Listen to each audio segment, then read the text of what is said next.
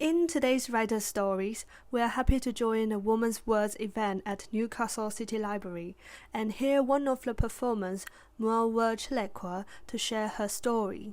Awestruck, unwrapping my sense of dignity and self-worth, but they say it's my fault for starting puberty too early. The second time I realized I was black was in a queue for a pub with several other people, and the only bag checked was mine. The women's event is to create a safe space in Newcastle for all women, even if you're non-binary, trans, whatever that means to you, like this event is for you. So we were sort of thinking, how do we publish the event, I suppose? And the way we went about it is through poetry, because poetry naturally is quite powerful and impactful, and it's naturally quite emotive. It's probably like one of the most emotive art forms. Talk about sort of societal issues. I've talked about things like sexual assault, body dysphoria, mental health, stuff that isn't easy to talk about, racism, sexism, all of that.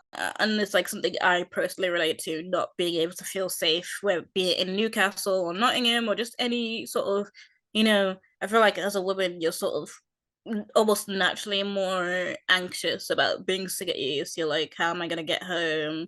I'm going to tell my friend where I am, stuff like that. Like, we just need to be that little bit more extra cautious than men do. Immigrants and refugees, or even just people that are born and bred in Newcastle, but still, for whatever reason, don't feel like they sort of belong here. Um, and there's not a lot of spaces that we can just sort of meet and talk to each other. So I'm always looking for how to help or facilitate these events where people can just come share their stories or just like sit and listen. And I think that's really, really important, that sort of sense of belonging, and that's sort of what poetry has done for me. In the end, one topic which concerns women is period dignity, and Muawa shared her thoughts in her poetry with us.